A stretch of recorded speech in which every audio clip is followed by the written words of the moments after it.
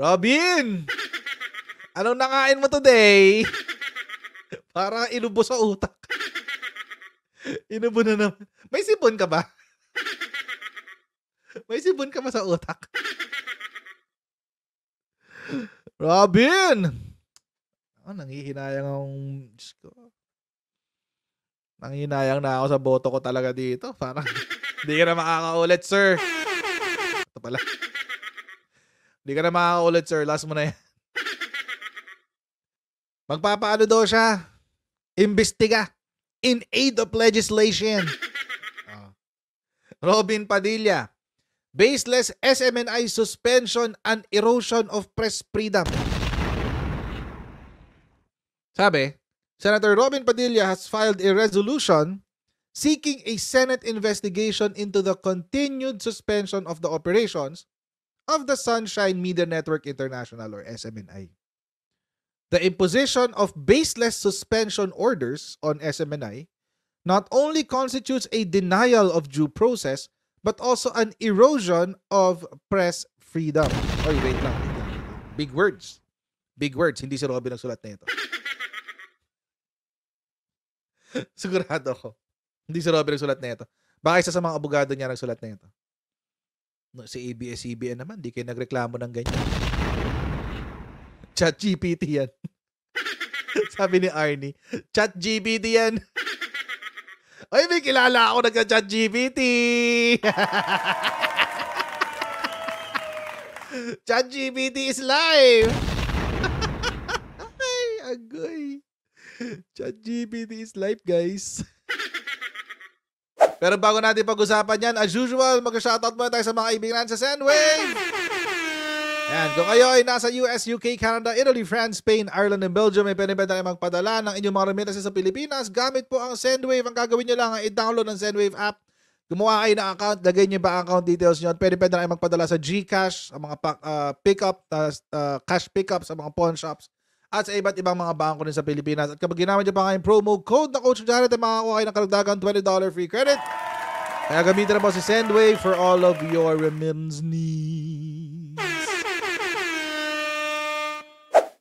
With this, Padilla directed the Senate Committee on Public Information and Mass Media, which he chairs, to conduct the inquiry on the matter. Yun lang. May sasama kaya sa kanya dito. Si Aimee. Si Aimee, kasama niya dyan, sigurado. Si Bato, question mark yan. Question mark yan si Bato. Si Bongo, sigurado, kasama niya. Si Francis Tolentino, possible, but 50-50. 50-50 yan, si Bato tsaka si Francis Tolentino. Si Aimee, sigurado ko pupunta dyan. Sure yan. Si Bongo, mga 60-40. Pero sure ako si Aimee pupunta dyan. Sabi niya, the senator said the National Telecommunications Commission suspended the operations of SMNI late last year and last January issued an indefinite suspension against the media network. Yun daw kasi yung dahilan. Bakit siya magpapahearing in aid of legislation? At bakit yun daw ang dahilan kung bakit na-violate ang constitutional rights ng SMNI. The lawmaker reminded public information should not be unduly curtailed because access to information on matters of public concern and of general interest can help people in democratic decision-making by giving them a better perspective of vital issues confronting our society. Wow. Big words. Hindi talaga si Robin ang sulat na ito. Baka ChatGPT ito. But anyway, balikan natin ang history. Bakit nga ba? Kasi sinasabi niya, may violation daw kasi ng press freedom. Okay, sige. Una, let's make sure if it is baseless. Baseless nga ba? Bakit nga ba na-suspend in the first place yung prangkisa ni SMNI? Ang sabi kasi ng balita, na-suspend siya, although si Krappler din to, pero syempre dahil anti-SMNI to, sasalsalin nila yung issue na na-suspend. So bakit daw na-suspend? In a statement, the NTC said they were acting on an earlier resolution from the House of Representatives calling on the regulatory body to suspend SMNI over the supposed violation of the terms of its franchise. So, ang na-violate daw kasi nila is yung 3 provisions. The NTC added that in issuing the suspension order, it took cognizance of the House of Representatives declaration in Resolution number 189 na si Suara Sug has violated at least 3 specific provisions of its legislative franchise. So, ang nagbigay ng order kay NTC is actually it's not an order. It's a request to grant a suspension order. Yun. The body said it gave due deference to such determination of the House of Representatives and its authority over all matters directly and principally relating to the grant, amendment, extension, or revocation of franchise. So, ang sinasabi ni NTC dito, kasi nanggagaling daw kasi ang prangkisa ay nanggagaling daw sa House of Representatives. So dahil nanggagaling daw sa House of Representatives ang prangkisa, pwede naman din daw siguro na bigyan ng yung House of Representatives sa kanilang hiling. Kasi sa kanilang nanggagaling yung yung prangkisa. So yun. So ilang yung dahilan nila. They gave due deference to the complaints filed or forwarded by the lower house. So, yan. Ngayon, mga kutsero, ang nakakatawa kasi, instead na sinagot itong suspension order ng NTC, instead na sinagot siya ni SMNI, ang ginawa nila ay umapila sa Court of Appeals. Nagpa-TRO sila sa sa suspension order. Bakit sila nagpa-TRO? Yun. Kasi gusto nilang pigilan yung implementation ng suspension order. Kaya TRO ang ginawa nila. In the usual course of sa usual na process, okay lang naman magpa-TRO. But, may mga requisites kasi yan eh. Usually, kapag merong immediate danger or kapag merong tawag dito, grave abuse of tawag dito, hindi. Grave danger pala. Grave, imminent, and I forgot the other one. Meron pa isa. Basta grave, imminent, and one more thing, danger. So usually doon nagbibigay ng TRO. Or kapag yung case is of transcendental importance. Ibig sabihin, maapektuhan ng buong Pilipinas dahil doon sa kaso na yun. So usually, doon nagbibigay ng TRO or temporary restraining order or prohibition. Depende kung saan ka mag-a-apply kasi kung sa Supreme Court, yun, may prohibition, mayroong mandamus, may certiorari. But anyway, going back. So sa court, nag-file sila sa Court of Appeals. Sabi ng SMNI, the suspension order is immediately executory. That is why we are asking the Court of Appeals to issue a TRO to stop the implementation of the show cause order and also the suspension order. So gusto nilang pigilan yung suspension kasi. Ngayon, may problema. May problema ho yan kasi hindi pa siya resolved. Hindi pa ho siya resolved doon sa NTC. Usually ho kasi mga kotsero, ang mga courts natin, they give deference doon sa mga ahensya. Nagde-defer sila sa wisdom ng mga ahensya who are handling issues such as this one. Ang rational dyan mga kotsero is dahil hindi naman daw expert ang korte pagdating sa mga issues. Hindi expert ang korte sa lahat ng mga issues. So nag-iintay muna sila na masettle muna yung issue doon sa agency. So halimbawa, kung dito sa NTC, bago umakyat sa Court of Appeals or even Supreme Court, bago sila umakyat sa Court of Appeals or Supreme Court, kailangan dinaan muna nila sa NTC. Dapat sinagot muna nila yung show cause order ng NTC. At doon muna sila nagpetition ng at least kahit motion for reconsideration man lang.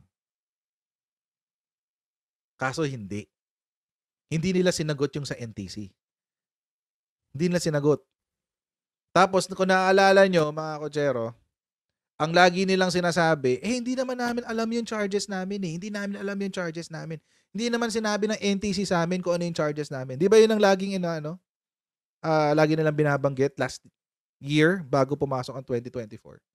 Hindi naman namin alam yung charges namin eh. Hindi namin alam yung kaso namin. Nagbase lang sila sa sinabi ng lower house, etc., etc. Well, they could have addressed that. Di ba? Pwede naman na yun na lang yung isinagot nila dun sa kanilang show cause order. We believe that the following charges are not within the purview of the National Telecommunications Commission, whatever. Hence we pray that the show cause order and suspension order be lifted. Pwede naman yun. Kaso hindi nila ginawa. Dumiretso sila sa Court of Appeals. Anong sinagot ng Court of Appeals? Denied. Dismissed ng Court of Appeals noong January. Itong sinabi ng CA.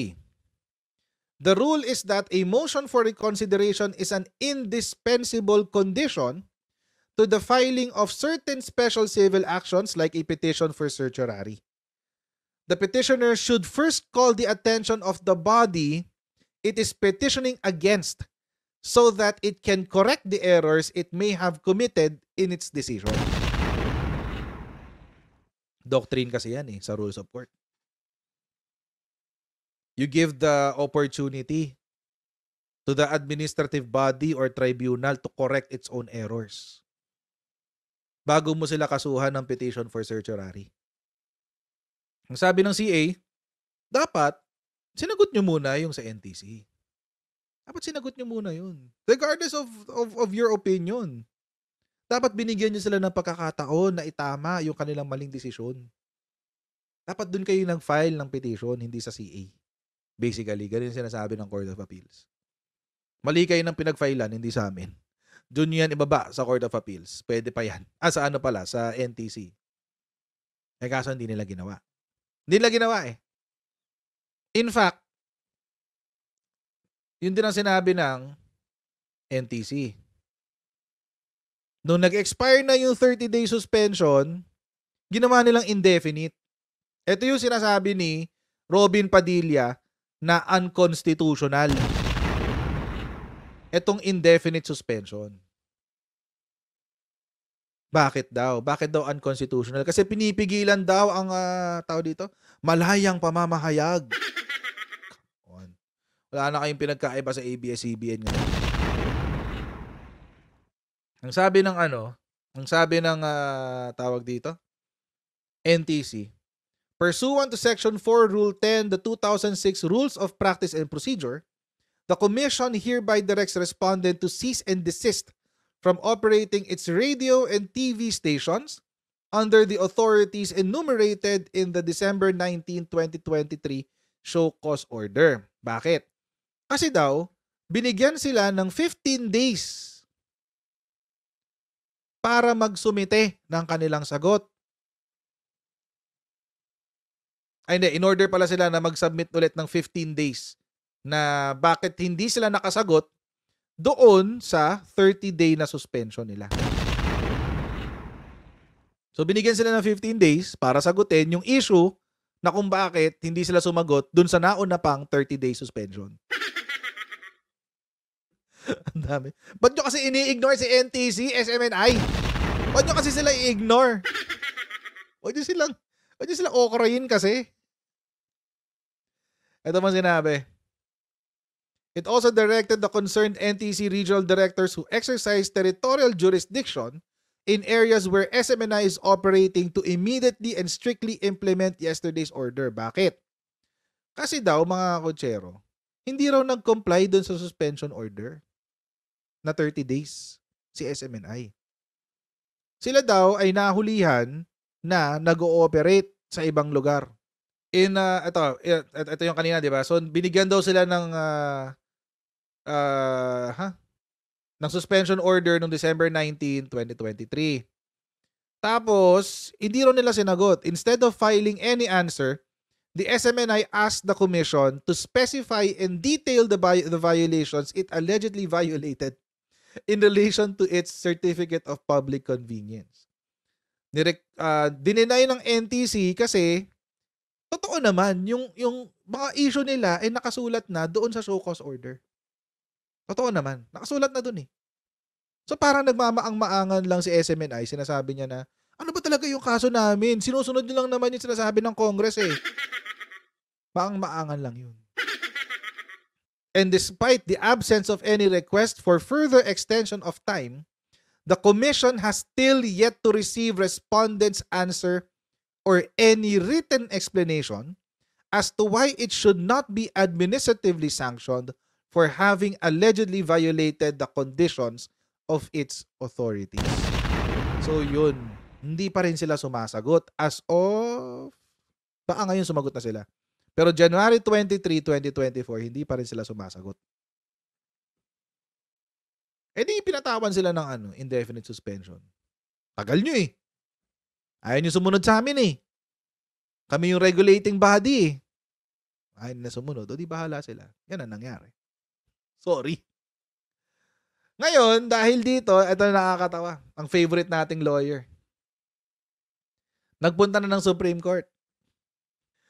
Ang sabi, ito pong petisyong ito ay sa ngalan ng mga anchors, mga TV hosts, mga mamamahayag, at para itaguyod po ang karapatan ng lahat ng mga kasama namin dito sa media at yung karapatan ng malayang pananalita ng lahat ng mamamayang Pilipino. Ito, lahat po ng naniniwala, lahat po ng supporters, ay si Jade na to, Calabroso, lahat po ng nanonood sa ating istasyon, sila po lahat ay umaasa na sila ay maibalik na yung operasyon namin na magkaroon nga ng indefinite suspension dahil sa mga utos ng NTC. Wow. So pinagtatanggol ni Attorney Harry Roque, ito yung indefinite suspension daw. Pero nung si ABS-CBN, yung nasa ganitong sitwasyon, anong sinabi ni Attorney Harry Roque? Ay, hindi amin yan. Wala sa yan eh. Wala sa lugar namin yan eh. This is a matter that must be dealt with by the NTC as a quasi-judicial body. So let us wait for the response of the commission. Uy! Bakit may ganun? Bakit may ganyan? So nung si ABS-CBN ang tinanggalan ng prangkisa, hindi pala binigyan ng prangkisa. Eh sabi nyo, hindi hayaan natin si NTC. Trabaho nila yan. Quasi-judicial body naman sila eh. Trabaho nila yan. Pero nung si SMNI na, ang binigyan ng ganyang penalty, sasabihin niya bigla, press freedom. Sasabihin niya bigla, malayang pamamahayag. Ba't di niya naisip yan kay ABS-CBN noon? So paano ngayon yan? Bistadong pamumulitika nyo. Diba? Ganun lang naman kasimple kasi yun. Kung nagiging consistent lang kayo sa mga sinasabi nyo, o di sana, edi okay na. Walang problema. Kaso hindi eh. Hindi kayo consistent sa mga sinasabi nyo. Oo. Lalo na si Digong. Lalo si Digong. Hindi talaga siya consistent sa mga sinasabi niya. Lalo na siya. Pabago-bago statement niya kada buwan. Depende siguro kung nakabatak siya ng fentanyl o hindi. Joke lang. Joke lang yan. Kaya ako kinuwento yung buong life cycle ng kaso ng SMNI at ang kanyang prangkisa. Ay para ipakita kay Robin Padilla, kay Senator Robin Padilla, na hindi baseless yung kaso. Ano yung basihan dito? Number 1, yung kanilang franchise violations. Yun yung basihan dyan. Number 1. Number 2, yung kanilang hindi pagsunod sa proseso. Sa judicial process. Hindi sila sumusunod sa judicial process. Ano ba naman yung sagutin nyo muna yung show cause order, tapos ilaban nyo muna yung pinaglalaban nyo sa NTC. Pag hindi nyo nakuha yung gusto nyong desisyon, mag-file kayo ng motion for reconsideration. Mag-allege kayo ng mga bagong facts. Tapos, pag hindi nyo nakuha yung gusto nyong desisyon, saka kayo mag-petition for certiorari. Rule 65. May basihan kasi. Ang walang basihan, yung sinasabi nila na erosion of... Yun yung walang basihan. Sen Robin, anong basis mo ng erosion of press freedom? Dahil lang wala silang prangkisa? Nagsalita ka ba ng ganyan nung si ABS-CBN na walang prangkisa? Hindi sa pinagtatanggol natin si ABS-CBN. Kaso nga lang, mga kotsero, double standards kasi. Palibasa kasi, nung panahon ni Digong, si ABS-CBN na nawala ng prangkisa at kalaban ni Digong, happy sila. Happy rin naman ako. Pero ngayon, nakakampi nila yung nakasalang, kakampi nila yung mawawala ng prangkisa, hipokrito na silang lahat. Biglang press freedom, press freedom. So wag na tayo magbulahan dito. Bakit nyo ba talaga pinagtatanggol si SMNI? Dahil pinahiram ka ng helicopter? Kasi namumuro ka na eh. Namumura ka na, Sen Robin eh. Namumuro ka na eh. Nung una, yung sa warrant of arrest, pinagtanggol mo pa. Sinabi mo, utang na loob, utang na loob. Eh may violation na nga eh. May violation na eh. Tapos utang na loob. Baka kainin yung lahat ng mga sinabi nyo kapag tawag dito, na-convict, quote-unquote. Hindi pa naman tayo sure. Pero let's say, nahuli or sumuko, nagtuloy-tuloy yung mga kaso, na-convict. O pag na-dismiss yung kaso, o di walang problema, dismiss yung kaso. O di tama kayo, good job. Yun lang sasabihin ko doon, good job, tama kayo. Eh paano pag hindi? Pinagtanggol nyo yung kriminal? Okay sa inyo yun? So mga kotsero, hanggang dito lang po muna tayo sa ating live stream today. Huwag niyo pong kalimutan mag-like, share, and subscribe. And I'll see all of you in our next Coach Jared Live. God bless you guys. See you tomorrow. Bye!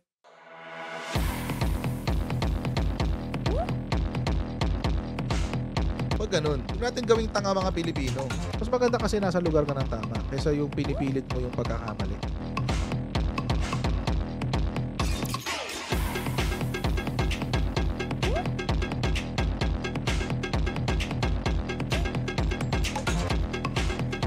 Are they willing to go that far? Hindi makakalimutan ng Pilipino yan hanggat di nasasagot niya. Sino ngayon nagsasabi ng totoo?